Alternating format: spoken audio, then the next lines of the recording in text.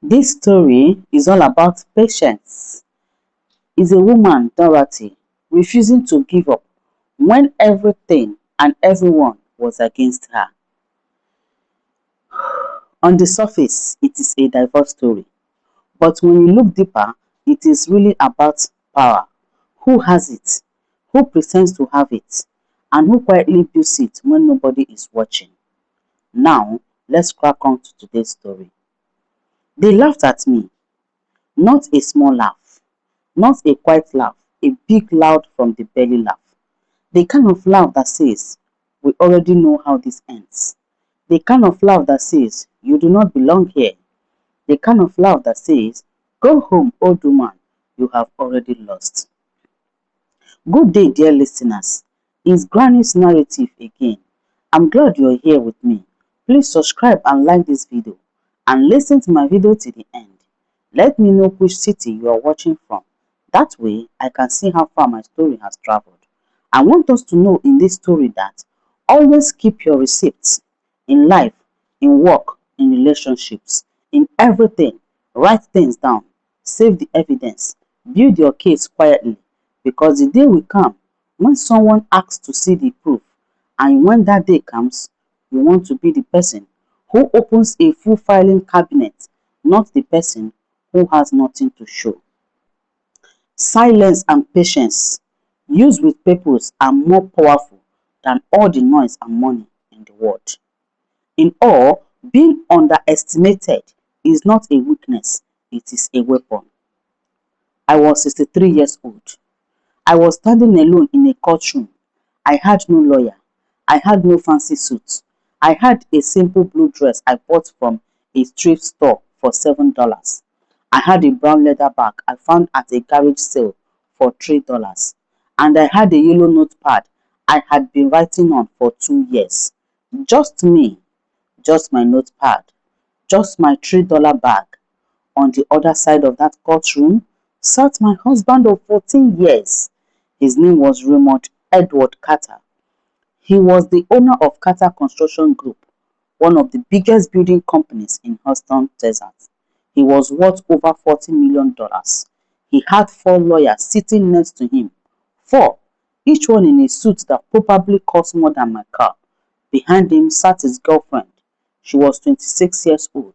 She was wearing the diamond bracelet I got for our 10th wedding anniversary. When the court officer called my name and I stood up, Raymond looked at his lawyers and smiled. Then he turned to his girlfriend and they smiled together. Then one of his lawyers, the tall one with the grey hair, actually put his hand over his mouth to hide his laugh. The judge, a black woman in her 50s, named Judge Constance Muriel, looked at me over her glasses.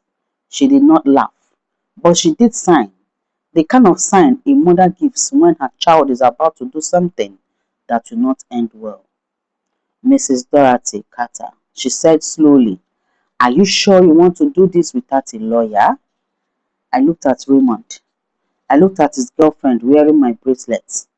I looked at those 4 lawyers with their color-coded folders and their fancy laptops and their expensive pens. Then I looked at Judge Muriel and I said, yes, Your Honor, I am sure. What nobody in that room knew, what even my own children did not fully know yet, was that I had been getting ready for this exact moment for 2 years, 4 months, and 9 days. But let me start from the beginning, because this story is not just about me. This story is about every woman who has ever been told she is too old, too simple, too poor, or too black to fight back. And if that woman is you, I need you to stay with me until the very end. Because what I'm about to tell you will change the way you see yourself forever. My name is Dorothy Ann Carter. Before I married Raymond, my name was Dorothy Ann Williams. I grew up in a small house in 3rd Ward, Houston. My mother cleaned other people's houses. My father drove a city bus. We did not have much, but we had love and we had each other, and my mother always said that was enough. I went to school on a scholarship. I studied accounting. I worked my way up from a small bookkeeping job at a local church to senior financial controller at a mid-sized oil company. I worked there for 22 years. I was good with numbers, very good. The kind of good that people notice but never say out loud because they do not want to give you too much credit. I was married before. His name was Samuel. We were together for 19 years. We had two children together, a son named Kelvin and a daughter named Angela. Samuel died for cancer in 2007. He was 51 years old. He left me the house paid off and $110,000 in savings. Not a fortune, but enough. For 6 years after Samuel died, I lived quietly. I went to church. I took care of my grandchildren on weekends. I read books. I cooked big meals for anyone who would come eat them. I was what people called at peace. And then I met Raymond Edward Carter. It was 2013. My friend Grace dragged me to a fundraiser dinner at the Houston Museum of African American Culture. I did not want to go. I told her I was tired. She told me I was always tired, and that was exactly the problem. So I went. I was standing near the dessert table, eating a piece of cake that was honestly too dry, when this tall man in a beautiful dark suit walked over and said, "That cake is terrible, is it not?" I laughed before I could stop myself. His name was Raymond. He was 56 years old, a widower. His wife had passed 3 years before from a stroke.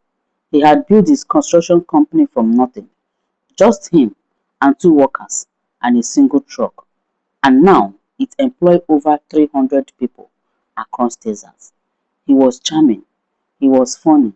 He smelled like something expensive and clean. And he looked at me like I was the most interesting woman in the room. My daughter Angela. My daughter Angela was not impressed. She sat me down at my kitchen table 2 months after I started seeing him and said, "Mama, be careful. Men with that much money do not date women our age without a reason." "What is the reason?" I told her Raymond loved me because I was real, because I was grounded, because I did not want anything from him. I had my own money, my own house, my own life. I did not need him. I wanted him. And there is a big difference between needing someone and wanting someone. Angela did not look convinced, but she hugged me anyway. We got married in June 2014, a small wedding at a hotel in downtown Houston. His business partner and best friend, a man named Frank Donovan, was the best man. Frank gave a toast that I still remember word for word. He raised his glass and said, "Raymond, my brother, you spent your whole life building things, but this right here, this is the best thing you have ever built." Everyone cheered. I smiled so hard my cheek hurt. The first few years were wonderful. Raymond treated me like a queen. We traveled to London, to Accra, to Cape Town. We bought things I had never imagined owning. He introduced me to people whose name I had only seen in newspapers. For the first time in my life, I felt like the main character in my own story. But I never forget who I was. I never forgot where I came from, and I never stopped being an accountant, even when I was supposed to be just a wife. Around year 9, I started seeing things, small things, the kind of things that do not seem like much on their own, but when you put them together, they tell a very clear story. Like how Raymond suddenly started keeping his phone face down on every table, like how he started taking calls in the other room, and coming back looking too casual, the way people look when they are trying hard not to look like anything is wrong. Like how Frank, who used to come to Sunday dinners every other week, suddenly stopped coming. And when I asked Raymond why, he said Frank was just busy. And then there was her, Tina Hargrove, 26 years old. She worked in the marketing department of Keta Construction. I first saw her name in November 2021 on a restaurant receipt in Raymond's jacket pocket when I was taking his clothes to the dry cleaner. Dinner for two at Brenham's of Houston's, $180. A Tuesday night, Raymond had told me that Tuesday he was at a site inspection in Bournemouth.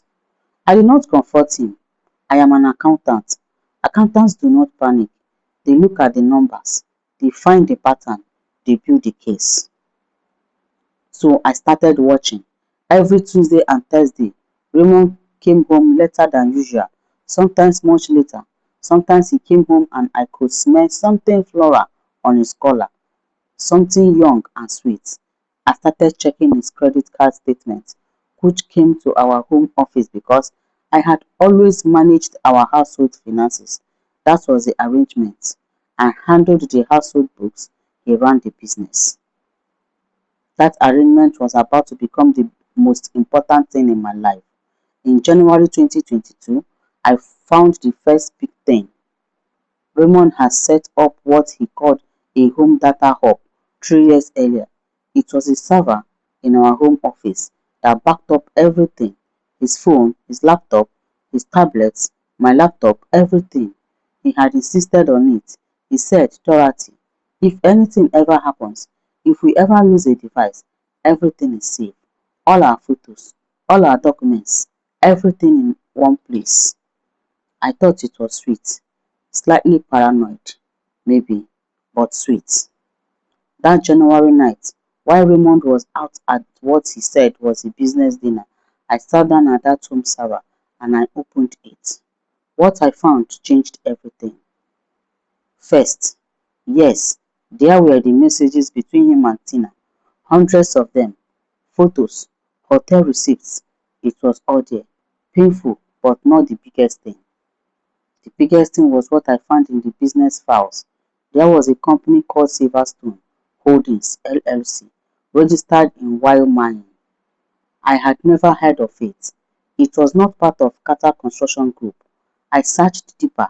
Silverstone had received wire transfers from the Qatar Construction operating account over the past 3 years. Transfers labeled as subcontractor payments, except when I cross-checked the project files. None of those projects had a subcontractor by that name. $22 million had moved from Qatar Construction into Silverstone over 38 months. I kept going. I found the owner of Silverstone. It was a name I did not expect. Marcus Carter, Raymond's son from his first marriage. The son Raymond has told me estranged himself at 22 and moved away, and they had not spoken since. The son whose birthday Raymond never mentioned. The son who had never come to our wedding and who Raymond said did not want a relationship with him. That son was living in Austin, Texas, very much in contact with his father, and was the registered owner of a shell company that had received $22 million of what looked very much like hidden money. I sat in that office for 5 hours reading every file I could find, and something happened inside me. I did not cry, I did not shake, I did not break. What felt was clarity. The sharp, clean, cold clarity that comes when you finally see a thing exactly for what it is. Raymond was not just cheating on me, he was also hiding assets. He was using his own company to move money out of reach before a divorce. I did not even know was coming yet. Except maybe I did know. Somehow, somewhere deep down, the way always know before you let yourself know. I had a choice to make. I could confront him right then, demand a divorce, take my share and go. Or I could wait. I could document. I could build something so airtight, so complete, so overwhelming that when the day comes, there would be no escape from it. I thought about something my mother used to say. She used to say, Dorothy, the best time to prepare for the storm is when the sun is still shining. I chose to prepare. For the next 2 years, I built my case. Every night after Raymond went to sleep, I went to that home server. I downloaded files. I organized them. I cross-referenced bank statements. I built spreadsheets. I created timelines. I printed documents and stored them in a filing box I kept at Angela's house because I did not trust keeping them in a home that was not fully mine. I also went to the Fulton County Law Library.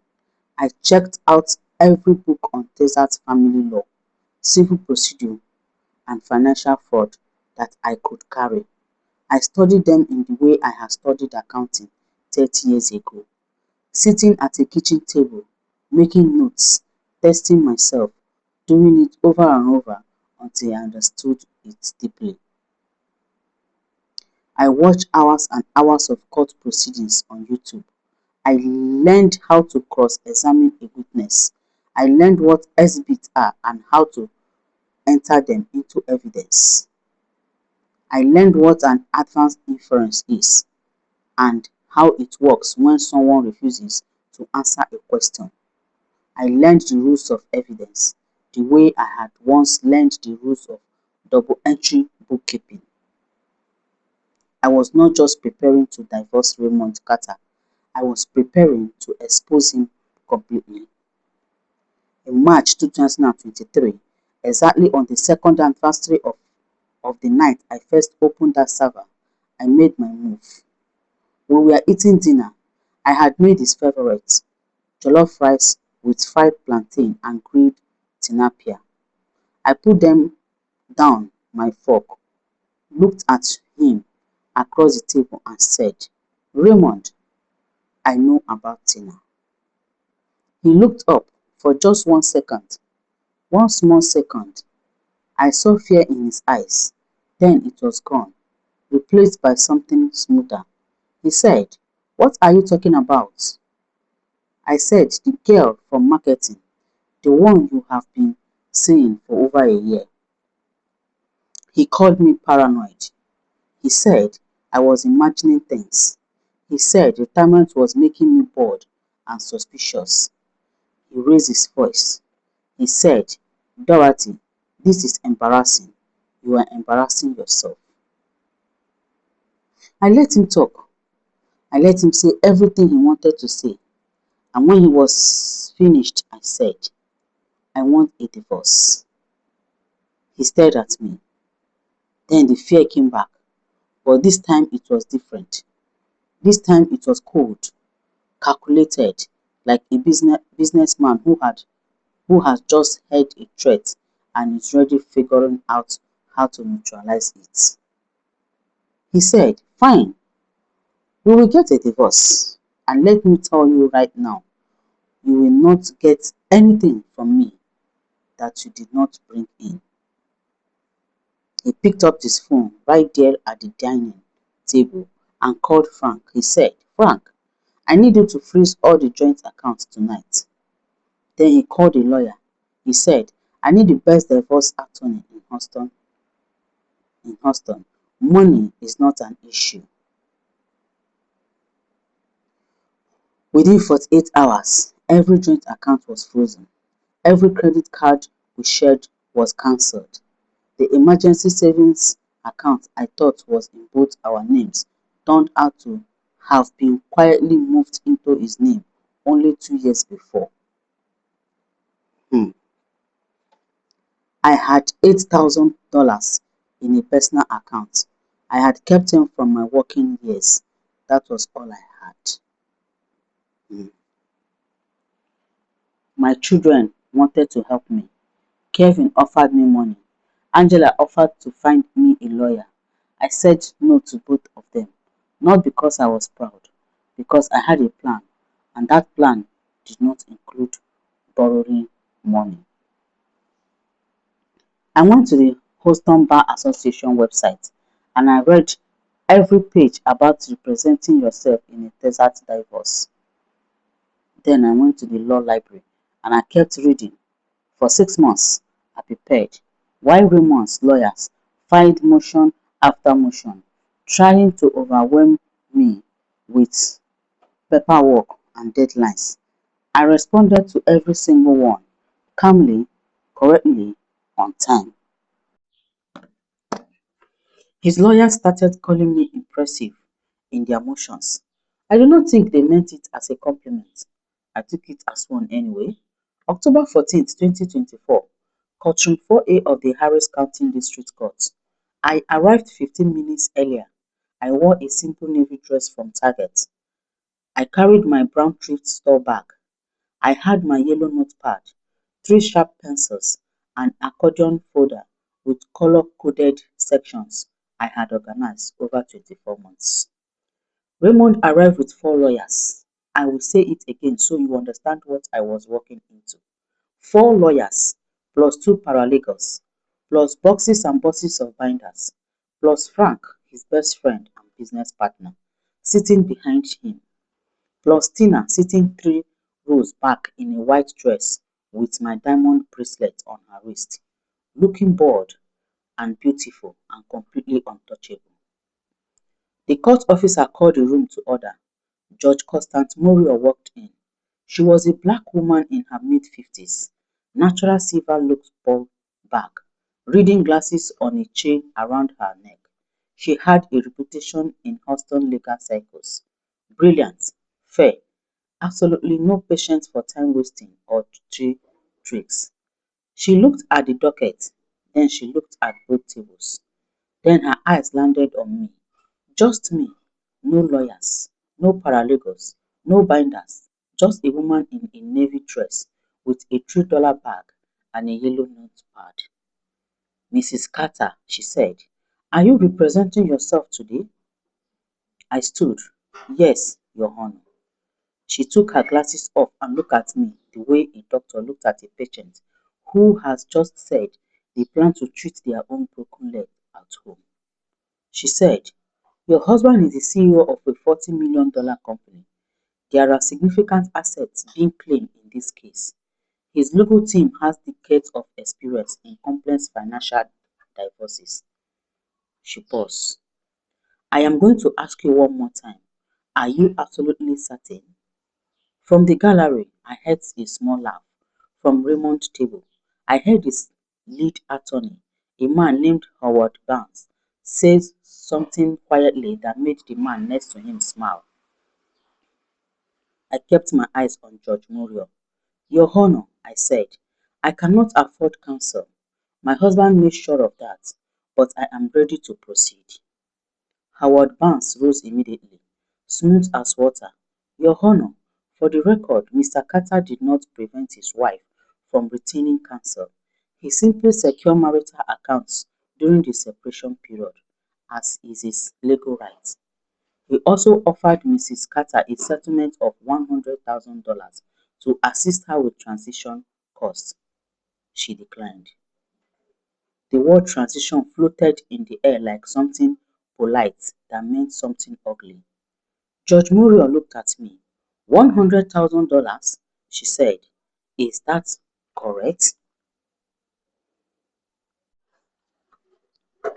Yes, Your Honor, I declined. The judge pressed her lips together. Mrs. Carter, if you proceed on your own, I will hold you to the same standard as any licensed attorney. I will not guide you. I will not give you extra time. If you miss a procedure, you lose that opportunity. If you fail to object, the evidence comes in. Do you understand? I thought about the 2 years I had spent in that law library. I thought about the 500 pages of notes I had taken. I thought about the accordion folder in my bag with every document I needed organized by date, by category, by exhibit number. Yes, Your Honor, I said. I understand completely. She did not look happy, but she gestured to Howard Barnes. Cancel your opening statement. Howard Barnes stood and walked to the center of that courtroom like a man who had already won. He was 60-something, white-haired, immaculate. He had the voice of someone who had been believed his whole life. He said, Your Honor, this case is simple. Raymond Carter built his company with his own hands before he ever met Dorothy Williams. He took the risk. He did the work. He created over 300 jobs. Mrs. Carter, while a supportive spouse, made no direct financial contribution to the business. Her role was domestic, supportive, admirable, certainly, but not entitling her to corporate equity she did not earn. Mrs. Carter is now attempting to claim a share of assets she has no right to, based on documents she obtained through questionable means and financial theories she does not have the expertise to understand. He let that last part sit. She is not a lawyer. She is not a forensic accountant. She is a retired bookkeeper who is angry about the end of her marriage. He sat down. Raymond smiled. Tina looked at her nails. Judge Muriel looked at me. Mrs. Carter, your opening. I stood up. I did not walk to the center of the room. I did not pace.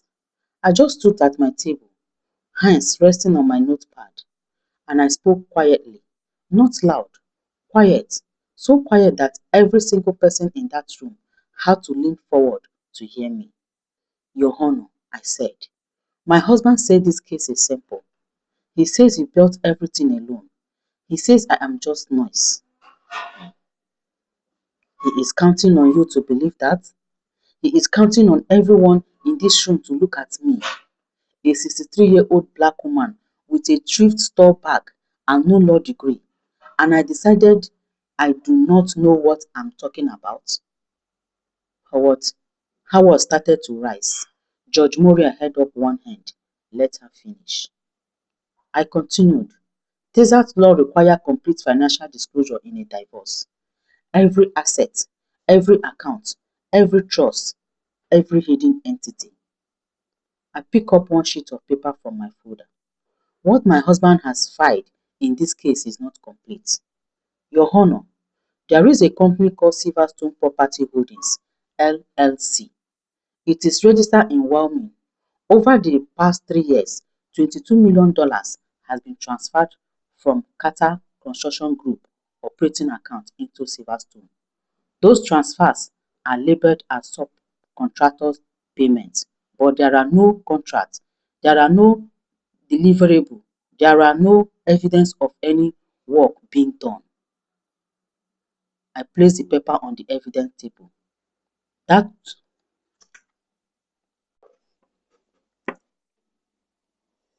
I placed the paper on the evidence table. That $22 million does not appear anywhere in my husband's financial disclosure. The room went completely still, not even a breath. Then Judge Muriel leaned forward and her voice dropped into something lower and sharper. Mrs. Carter, that is a very serious allegation. I know, Your Honor. Howard Barnes exploded to his feet. Your Honor, this is reckless speculation from someone with no understanding of corporate accounting. Mrs. Carter is fabricating. She has no such evidence. She has no Mr. Barnes. Judge Muriel cut through his voice like a blade through warm butter. Sit down. He sat. The judge looked at me. Do you have proof of what you just said? I reached into my folder and pulled out a single sheet of paper. I had already marked it the night before, already labeled it Exhibit 1. Yes, Your Honor. I would like this entered as Exhibit 1. The court officer took it to the judge, took a copy to Howard Barnes. Howard Barnes took his copy, the way you take something you think might bite you. His eyes moved across the page, and I watched his face change. The confidence drained out of it like water from a bathtub.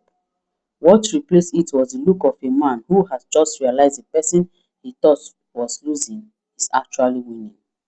It was a wire transfer record, $14 million from Carter Construction Group to Silverstone Property Holdings, with the routing number, with the authorization code, with the date, with the name of the person who approved it. Raymond Carter. Judge Muriel read it. Read it again. Then she looked at Howard Barnes with a look that could freeze fire. Mr. Barnes, she said, you will respond to this. Howard cleared his throat. Your Honor, we have not verified the authenticity of this document. We have serious concerns about how Mrs. Carter. You will have your chance, Judge Muriel said. Mrs. Carter, continue. I felt the room shift, not just toward me, towards the truth that had been sitting in my accordion folder for 2 years, waiting for exactly this moment. I sat down, I picked up my pencil, and across the room, I could see Raymond leaning over to Howard and whispering something very fast and very urgent. Frank, sitting behind them, had gone the color of old paper, and Tina was no longer looking at her nails. She was looking at me. Judge Muriel called a 15-minute recess. I did not move from my seat. I did not need to. I sat there, calm and still, and I let them watch me because I wanted every person in that room to look at the woman with the thrift store bag and wonder what else she has in there. She had plenty. When I walked into that courtroom the next morning, something had changed. The people who had been laughing yesterday were not laughing anymore. They were watching. Even the court officer, a young man who had been barely paying attention the day before, straightened up when I walked past. Howard Barnes did not smile. Raymond sat rigid.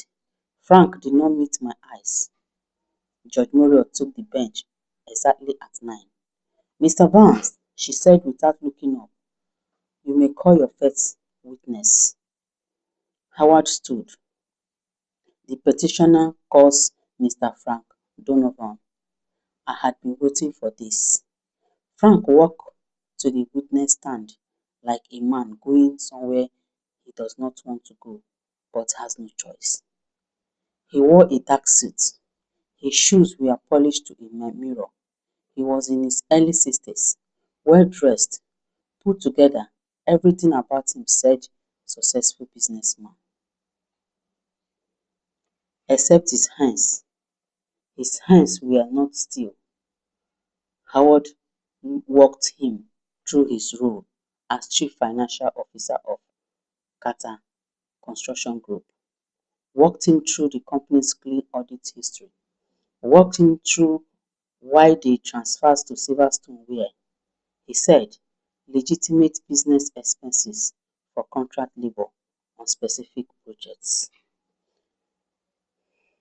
Then Howard said, no further questions, and sat down with the look of a man who has just scored a point. Judge Muriel looked at me. Mrs. Carter, your witness. I stood slowly, walked towards Frank slowly, not rushing. Nurses taught me that you do not rush into a difficult conversation. You walk in with purpose, and you let the room breathe. Good morning, Frank, I said. He shifted slightly. Good morning, Mrs. Carter. How long have we known each other? Howard rose. Relevance, Your Honor. I will allow it, Judge Muriel said. Answer the question, Mr. Donovan. Frank looked at the table. About 11 years since Dorothy married Raymond. And you have been to my home many times for Sunday dinners, holiday gatherings, my granddaughter's birthday party where you ate 3 pieces of her cake. A few people in the gallery almost smiled. Frank did not. Yes, he said. You called me Aunt Dorothy, I said. He said nothing. So you know I am not a woman who makes wide claims. You know I am careful, precise. Frank cleared his throat. You have always been very organized. Organized, I repeated. That is a kind word. Let me ask you something, Frank. At Raymond and my wedding, you gave a toast. Do you remember what you said? He was very still now. It was a long time ago. Not that long. June 2014. You raised your glass and you said, Raymond, my brother, you spent your whole life building things, but this right here, this is the best thing you have ever built. His jaw tightened. What did you mean by that? Frank, what was Raymond building when he met me? What was he building that was so important that you compared our marriage to it? He said nothing for a long time. Frank, was Raymond hiding something from me when we got married? Howard was on his feet. Objection. Cause for speculation. Mr. Barnes, Judge Morius said in a very quiet voice, sit down. He sat. Mr. Donovan, she said, answer the question. Did you have knowledge that Mr. Carter was concealing material information from Mrs. Carter at or before the time of their marriage? Frank looked at Raymond. Raymond gave him nothing, just stared straight ahead. Frank looked at his own hands. Then he said, I knew about Marcus. The room went silent. Judge Morion leaned forward. Explain. Frank said, very quietly, Raymond told Dorothy that he and his son Marcus had been estranged since Marcus was in his early 20s. That was not true. Raymond and Marcus have always had a relationship, a business relationship. Marcus manages assets for his father. He always has, including Silverstone Property Holdings. I asked. Yes, Frank closed his eyes, including Silverstone. And the $22 million transferred to that company? Frank opened his eyes. He looked at me with something that might have been shame or might have been relief. The transfer started in 2019, 3 years before you asked for the divorce. Raymond wanted assets positioned outside of marital reach in case the marriage ever ended. In case the marriage ended, I let those words sit. So he was planning for this divorce before I even knew there was a problem. Howard was shouting something. Judge Morio was banging her gavel. And Raymond had risen to his feet, looking like a man standing on the edge of something very high. Order, Judge Morion said. She looked at Frank. Mr. Donovan, you understand you are under oath. Yes, Your Honor. And you are saying that the transfers to Silverstone were not for legitimate business purposes? Frank seems to make a decision. A final, quite expensive decision. No, Your Honor, they were not. That afternoon, Howard Barnes tried to save the case by attacking me.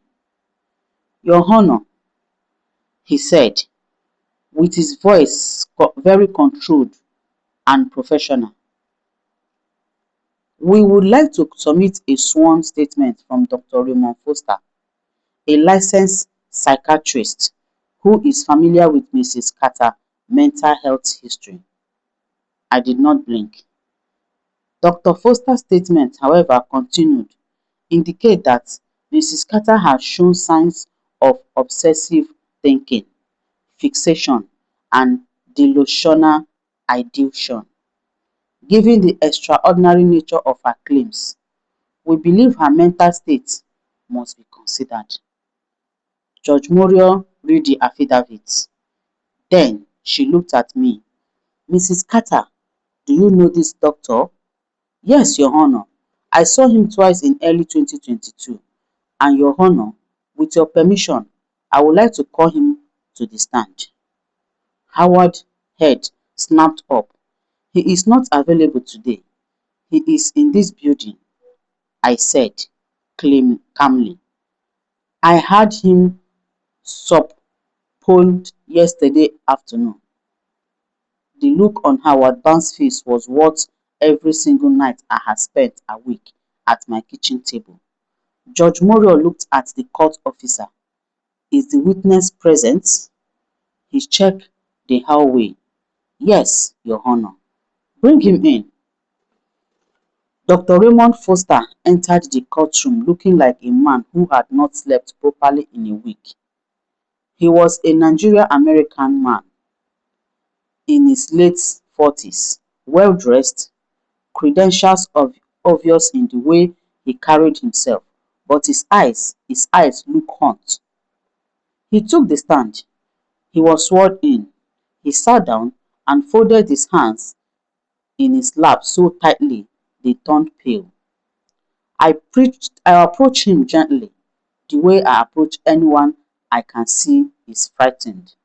Dr. Foster, I said, did you treat me as a patient? We had 2 sessions, he said. His voice was not steady. And did I show signs of obsessive thinking or delusional ideation? A long pause. Dr. Foster, Judge Morion said, please answer the question. No, he said, you did not. Then why, I asked, keeping my voice completely calm, does your sworn affidavit say that you did? And then Dr. Raymond Foster, psychiatrist, respected professional, father of three, did something I did not expect, even though I had prepared for it. He began to cry, not dramatically, quietly, just 2 tears that he did not bother to wipe away. Because I was paid to do it, to write it, he said. The courtroom did not erupt all at once. It was more like a wave building. One gasp, then another. Then the gallery began to move and murmur, and Howard Barnes, standing so fast in his chair, scraped the floor. Dr. Foster, Judge Morion said, and her voice was the kind of cold that makes people sit very still. You need to say that again for the record. I was paid to write that affidavit, he said again. Mr. Carter contacted me 6 weeks ago, he said. He needed documentation of his wife's instability for the divorce proceeding. He offered me $40,000. And you took it, Judge Muriel said. It was not really a question. I was behind on my mortgage, Dr. Foster said. My practice has been struggling. I was desperate. He looked at me. Mrs. Carter, I am so sorry. You came to me because you were hurting. You trusted me. And Dr. Foster, I interrupted gently. When did you decide to tell the truth? He wiped his eyes with the back of his hand. You sent me a letter 3 weeks ago with copies of all the documents you had found, the transfers, the hidden company, everything. You told me you understood what it means to be desperate, but also told me that if I testified falsely, I would lose more than my license. You said I would lose myself. He exhaled. You gave me a choice. Tell the truth now in this courtroom in front of everyone, or live with the lie for the rest of my life. He shook his head. I could not do it. I could not do that to you. I looked at him for a moment. Then I said, "Thank you for your honesty, Dr. Foster." Judge Muriel was already writing. Then she looked up at Howard Barnes, and her expression said everything before her words did. "Mr. Barnes," she said, "did you know this affidavit was purchased?" Howard said, "Absolutely not, Your Honor," and he said it very fast. "Because if I discover otherwise," she said, "you will be appearing before the State Bar alongside your witness." She turned back to Dr. Foster. "You understand your license will be suspended pending a full investigation." "I know, Your Honor." She dismissed him. Then she looked at Raymond with the kind of steadiness that only comes from 30 years of seeing people lie and never getting used to it. "Mr. Carter," she said, "do you have anything to say?" Raymond stood slowly. "This is all fabricated," he said. "Dorothy has been building this story for years because she cannot accept that our marriage is over. She is obsessed. She, Mr. Carter," Judge Muriel said quietly. "Sit down." He sat. "She looked at me," continued Mrs. Carter. "The last thing I presented that afternoon was not about Raymond and me. It was about his workers." "Your Honor," I said, "Carter Construction Group employs 314 people. They are drivers, builders, site managers, electricians, scaffolders, office staffs. Most of them are from working class families here in Harris County. Most of them contribute 10% of every paycheck to their company retirement plan." I pull up the first document on the projector screen. "This is the payroll report for March 2022. You can see the retirement deductions column. Over $68,000 deducted from employees' paychecks for retirement savings. Now this," I continued, "is the custodian account statement for the same month, showing what was actually deposited into the retirement fund. The numbers were not even close. In March 2022, 68,000 was taken from paychecks. Only 49,000 arrived in the retirement fund. $19,000 was missing from 1 month. 1 month. I flipped through document after document, month after month, year after year. The pattern was the same. Always missing, always the same kind of gap, always just enough to be called a bookkeeping error if you were being generous. But when you added it all together, over 30 months, Your Honor, the gap total $1.8 million. The courtroom was completely silent. Not nervous, silent, stunned silent. I set down my papers. I turned around and looked at the gallery. "Your Honor," I said, "I would like to call my next witness. Her name is Gloria Patterson. She is 62 years old. She has worked for Carter Construction Group for 21 years. She drove from her home in Humble this morning to be here. She is here because she trusted that this court would listen." Gloria Patterson walked down the aisle in a simple brown dress and flat shoes. She was a compact, sturdy woman with the kind of face that has seen a lot and decided to keep going anyway. She took the stand, was sworn in, and looked at me the way people looked at someone they have decided to trust completely. "Good morning, Mrs. Patterson," I said. "Good morning, Mrs. Carter. How long have you worked for Carter Construction?" 21 years in February. "And you contribute to the company retirement plan?" "Yes, ma'am. Since the very first year, I put in 10% every paycheck because I cannot afford to depend on just my social security when I retire." That retirement money is everything I have. Did you notice anything unusual about your statement? About 2 years ago, I started seeing that my balance was not growing the way it should. I would look at my paycheck, see my deduction, then looked at my retirement statement, and the numbers did not match. I brought it to my supervisor. She said she will look into it. Nothing happened. Did you follow up? Yes, 3 times. Each time I was told it was being reviewed. And then, about 8 months ago, I was told my position was being restructured and my hours were being reduced. I believe it was because I kept asking questions. Her voice did not break, but her hands were gripping. The reining of the witness stand in a way that said everything her voice was not saying. I approached the bench.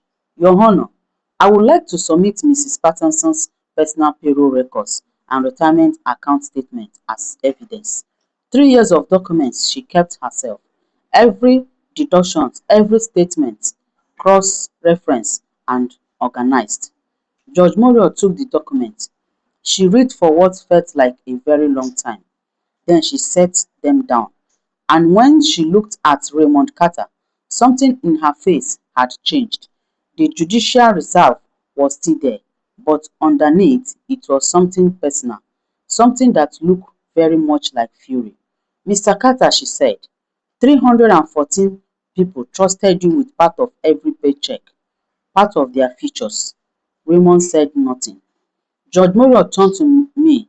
Mrs. Carter, do you have documentation connecting the retirement fund shortfall to the Silverstone transfers? I reached into my folder one more time. Yes, Your Honor. In each quarter where the retirement fund shows a shortfall, there is a corresponding spike in transfers to Silverstone. The timing is not a coincidence. When the operating account needed to fund Silverstone, money was temporarily redirected from the retirement custodian's accounts. She took the document, read it, then she put it down very carefully. The way you put something down when you do not want to break it. Mr. Barnes, she said, does your client wish to address this? Howard Barnes rose and for the first time since this case began, he looked tired. Your Honor, we will request a recess. To denied, she said. Sit down. He sat. The next morning, I sat outside the courtroom on a hard wooden bench with my son Kelvin and my daughter Angela. They had both come, Kelvin in his teacher clothes, Angela in her nursing scrub, coming straight from a night shift because she would not miss this for anything. They were both looking at me the way people looked at someone they thought they knew and are just now realizing they did not fully know. Mama, Angela said slowly, how long have you actually known about all of this? I looked at my hands. 2 years, 4 months, and 9 days. Kevin stared at me. Mama, I knew about Tina almost from the beginning. I found the first credit card charged 18 months before I confronted Raymond. And once I found Tina, I found everything else. The server, the transfers, Marcus, all of it. But you did not say anything, Angela whispered. If I had confronted him early, I said, he would have given me a settlement and continued everything. The Silverstone transfer would have continued. The retirement money would have continued disappearing. His 300 workers would have gotten that money back, and Raymond would have moved on to his next wife and his next scheme, and nobody would have ever known. Kelvin put his hand over his mouth. So when he locked you out of the account, Angela said, I know he would. Men like Raymond, when they feel When they feel cornered, they reach for money as a weapon. I needed him to do it in front of a judge. I needed the court to see exactly who he was. The backup server, Kevin said. He set it up. I set it up. I said quietly, 2 years before all of this, I told him it was for our photos. That is would be nice to have everything in one place in case something happened. He thought he was doing me a favor by agreeing. Angela grabbed my hand. Mama, what about Dr. Foster? I sent him the document 3 weeks before I knew Raymond would approach him because I knew Raymond would try to call me crazy. It is the oldest move there is. When a powerful man cannot defeat a woman on the facts, he calls her unstable. I needed the doctor to have the truth in his hands before Raymond reached him, so that when Raymond offered him money, Dr. Foster already had a choice to make. Kevin was shaking his head slowly back and forth, not in disagreement, in something closer to her. And Gloria Patterson, I reached out to her 14 months ago. I said I had seen her comment on a Facebook post about retirement savings, and I recognized her as a Carter construction employee from a company event years before. I sent her a message. I asked her questions, and when she told me what she had noticed about her statement, I knew I had what I needed. Angela was crying now, soft, quiet tears. Mama, why didn't you not tell us? Because I needed you both to be genuinely surprised, I said. I needed Raymond's lawyers to see that Kelvin and Angela Carter had no idea what their mother was doing. Because if they had thought for a 1 second that this was coordinated, that I had been building something for 2 years, they would have looked for the cracks. And there were no cracks, Kevin said. There were no cracks. We sat together on that hard bench for a long moment. Then Angela said, Does Raymond know yet? Does he know you planned all of it? I checked my watch. I stood up and straightened my dress. Not yet, I said, but he's about to find out. When I walked back into that courtroom, I did not walk the same way I had walked in on day one. Or rather, I did. I walked in exactly the same way, but I had stopped pretending to be less than what I was. Judge Morio took the bench and looked at me with something in her eyes I had not seen on day one. Before we proceed, she said, I want to ask you something directly, Mrs. Carter. Yes, Your Honor. You have presented an extremely sophisticated case. You have anticipated the opposing counsel at every turn. You have produced documents at the exact right moment. You have had witnesses ready that nobody knew you had subpoenaed. She leaned forward slightly. How did you know what was coming? The room was completely still. Every single person leaning forward. This was the moment. Your Honor, I said, I am an accountant.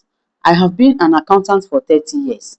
And the first thing they teach you in accounting school is the same thing they teach nurses, and they teach scientists, and they teach anyone whose job it is to find the truth in a pile of numbers.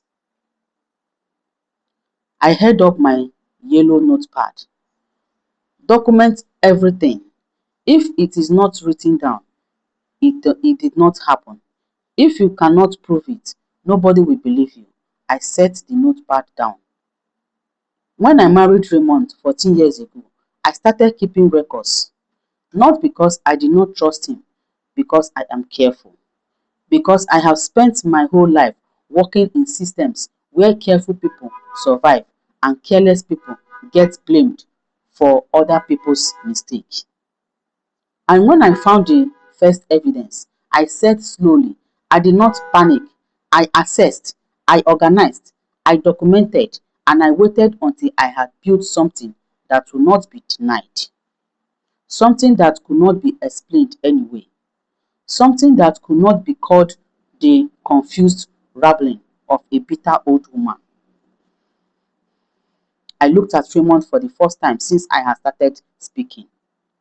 Because, Your Honor, I said, I know that nobody in this room, nobody in any room, was going to take my word over his, not his word against mine. He is a 40 million dollar businessman. I am a retired bookkeeper in a thrift store dress. So I made sure I did not need anyone to take my word. I brought the receipt. Judge Morio was quiet for a long time. Then she said, Mrs. Carter, what you are describing sounds very close to entrapment. It is not an entrapment, I said. When the person has already committed the crimes, Your Honor, I did not make Raymond move $22 million to a hidden company. I did not make him steal from his workers. I did not make him pay a psychiatrist to call me crazy. I simply made sure that when he did those things, someone was watching. Someone was writing it down. The room was so quiet. I could hear my own heartbeat. Judge Morio leaned back in her chair and looked at me for a long moment. Then she made her rulings. First, she said, asset division. Mrs. Carter is awarded 60% of all marital assets, including but not limited to equity interest in Carter Construction Group, acquired during the marriage.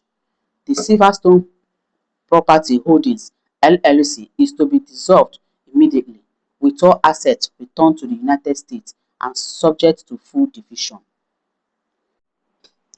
Raymond made a sound, like air leaving something punctured. Second, the retirement fund. Mr. Carter is ordered to restore the full $1.8 million of missing employee retirement contributions, plus interest, plus penalties within 45 days. Failure will result in contempt charges and potential criminal referral. Gloria Peterson, sitting in the gallery, put her hands over her face, but she was not crying from sadness. Third, Carter Construction Group is placed under independent financial receivership, pending a full forensic audit. Mr. Carter may continue operational duties. All financial decisions above $10,000 require receiver approval. Howard Barnes was on his feet, but his voice had no fight in it anymore. Your Honor, that is effectively removing my client from his own company. Your client stole from his own workers, Judge Morio said without blinking. He is fortunate I am not removing him entirely. Fourth, I am referring this matter to the Harris County District Attorney and the United States Attorney for the Southern District of Texas.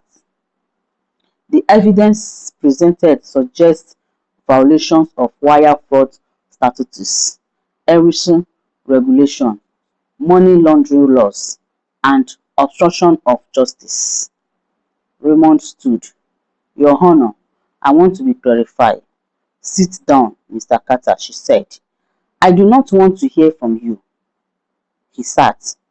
Fifth, a full restraining order prohibiting Mr. Carter from contracting Mrs. Carter directly or indirectly, from approaching any witness in this matter, and from disposing of or transferring any asset not approved by this court. She looked at Raymond directly. Mr. Carter, do you understand these orders? Raymond stood slowly. He looked at me, and for the first time in 14 years, he looked at me the way you look at someone you have completely underestimated and only now understand the full size of your mistake. Yes, Your Honor, he said. His voice was hollow. Good. The gavel fell, but the story was not over.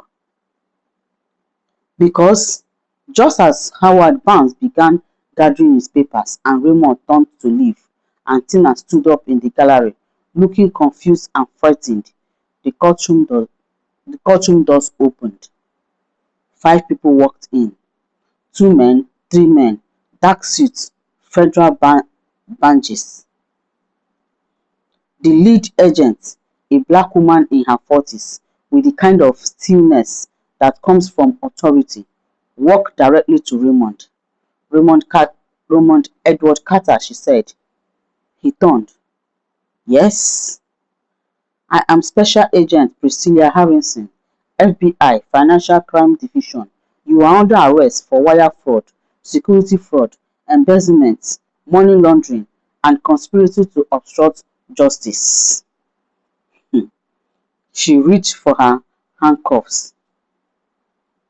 The courtroom erupted. Howard Barnes started shouting about warrants. Tina let out a sound that was not quite a scream. Frank Donovan put his head in both hands. I sat down slowly in my chair. I picked up my yellow notepad. I took a slow, steady breath because I had known they were coming. I had called the FBI myself 3 weeks before and had delivered to them copies of everything. Every transfer record, every wire, every lie. I had sat on the phone with Agent Harrison for 2 hours while she asked me questions and I answered them with dates and numbers and documentation. I had been ready. As they led Raymond towards the courtroom doors, he stopped at my table. He looked at me for a long time. You planned all of this, he said, not angry, just hollow, like a man who has finally understand something that has been true for a long time. I met his eyes. No, Raymond, I said, you planned your crimes. I just planned to document them. They led him away.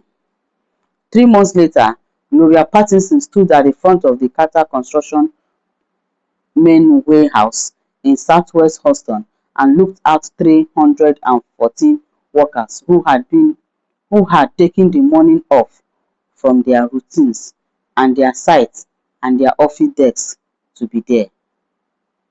She was wearing a new blazer, bought with her first paycheck since her reinstatement and promotion. I have worked here 21 years, she said into the microphone. I have seen a lot of things in this company, good things and hard things, and things I wish I had not seen, but today is a good day. She looked to the side of the stage. Because today I want you to meet the woman who fought for us when we could not fight for ourselves, Mrs. Dorothy Carter. The applause that came was not polite applause. It was not corporate applause. It was the applause of people who knew what it means to have someone choose to stand up for them when they had no voice and no power and no one else was looking. I walked to the microphone and I looked at all those faces and I said, the only thing that mattered, you deserve better. And now you have it. Do not ever forget what you are worth. Raymond pleaded guilty in January to avoid a trial. Wire fraud, securities fraud, embezzlement, money laundering. He was sentenced to 12 years in federal prison. Marcus Carter cooperated with federal prosecutor in exchange for reduced charges. As part of his cooperation, he returned every dollar in Silverstone property holdings and testified against his father. He sent me a letter in February. The letter said this: Mrs. Carter, my father told me you had agreed to the Silverstone arrangement. That was part of your financial planning together. I was 23 when it started, and I believe him because he was my father. I know now that he lied about you and about many other things. I am sorry I did not ask more questions. You did not take my father from me. He gave himself up long before you were ever involved. I read it twice. Then I filed it. Some apologies you accept, some you just acknowledge. Frank Donovan resigned as CFO and cooperated fully with investigators. He avoided crime charges but lost everything else: his reputation, his professional standing, his friendship with Raymond. Last I heard, he was consulting for a small construction company in San Antonio, making a fraction of what he was made living quietly. He sent me a text message in March that said, "Aunt Dorothy, I am sorry I was a coward. I should have told you years ago. You deserve the truth." I did not respond. Dr. Raymond Foster had his license suspended for 18 months. He lost most of his clients. He lost the professional standing that had taken him decades to build. But he sent me a note in April that said, "I am volunteering now at a crisis center, offering free counseling to people who cannot afford it. It is not enough, but it is something. I can sleep now, Mrs. Carter. For the first time in a long time, I can sleep." "Then it was worth it," I said, when I called him back. "Tell the truth in that courtroom cost you something real. I know that, but it also saved you from something worse." Tina deleted her social media accounts and left Houston. No forwarding address, no goodbye, just gone. I hope she learned something.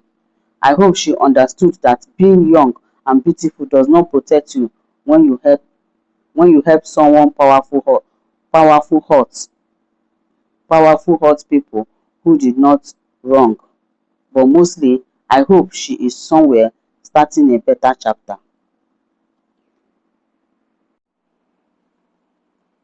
In April 2025, I stood in front of 60 accounting students at Houston Community College.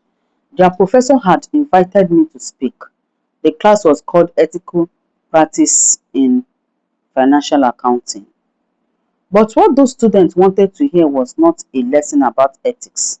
They wanted to hear the real thing, the behind the curtain thing, the thing that textbooks do not teach you. So I told them. I told them about 30 years of being the careful, quiet one, the one who caught other people's mistakes and did not get credit, the one who knew where all the money was actually going but was expected to just file and report and keep her opinions to herself. I told them about a system that works very well for people who already have power and works very poorly for everyone else. And then I told them this: every professional skill I have, I said, every single one: accounting, analysis, documentation, cross-referencing, building a timeline from incomplete information, every skill I spent 30 years developing in an office where nobody put my name on anything, all of it came back to me in that courtroom. All of it was a weapon, and I was ready because I had been sharpening those weapons my whole life without even knowing it. A young woman in the front row raised her hand. She was maybe 22, dark-skinned, wearing a hijab and a tired expression that said she had already learned a few things about being underestimated. She said, "What is your biggest piece of advice for someone starting out?" I thought about it for a moment. Then I said, "Document everything, write it down, keep the records, save the emails, print the statements, build the file even when you think you will never need it, because the day you need it will come. And when it comes, you will not be asking anyone for permission. You will be presenting, and they will have no answer for what you showed them." The young woman nodded slowly, like she was writing something down in her mind that she would not forget. I picked up my yellow notepad, the same one I had carried into court 6 months before. They laughed when I walked into that courtroom. The, The last when I walked into that courtroom, a 63-year-old black woman, no lawyer, no money, no chance. They looked at me and they decided the story was already over. But here is what I want you to understand, I said. Looking at every single face in that room, the story was never over. It had not seen It has not even started yet because I had someone none of them could buy with $40 million. I had 2 years of preparation. I had documentation they did not know existed. I had witnesses they did not know I had spoken to. I had the truth written down, organized, labeled, and ready. And most importantly, I had stopped asking anyone for permission to use it. I am 63 years old. I am a retired bookkeeper from Third Ward, Houston. I grew up in a house where my mother cleaned other people's floor and my father drove a city bus. And they told me every single day that I was worth something. I believed them. I kept believing them through 30 years of being the invisible one, the quiet one, the one who did the work that other people signed their names to. And when my husband tried to take everything from me, when he froze my account and hired 4 lawyers and sat in that courtroom with his girlfriend wearing my bracelet, and I laughed at the woman with the thrift store bag, I was not afraid because I had been getting ready for that moment my whole life. They laughed when I walked into that courtroom. That is true, but I was the one who left with 60% of everything. I was the one who got 300 workers their stolen money back. I was the one who walked out of that building with my head high and my $3 bag over my shoulder while my husband was led away in handcuffs. Being underestimated is not a weakness. It is the sharpest weapon you will ever carry. You just have to be smart enough to use it. Dorothy Ann Carter lives in Houston, Texas. She volunteers with organizations that help women navigate divorce proceedings and workers facing pension fraud. Raymond Edward Carter is serving 12 years in federal prison. Carter Construction Group employees receive full restitution for all stolen retirement contributions. Gloria Pattinson is the Director of Employee Relations and plans to retire in 2027 with a full pension. If this story moved you, share it. If you have ever been underestimated, share it. If you have ever kept receipts when everyone told you to let it go, drop a comment right now and tell me what you are keeping receipts for. Because the world needs to know documentation is power, patience is strategy, and being overlooked is only a problem if you let it stop you. Stay ready, stay building, stay keeping your receipts because your moment is coming.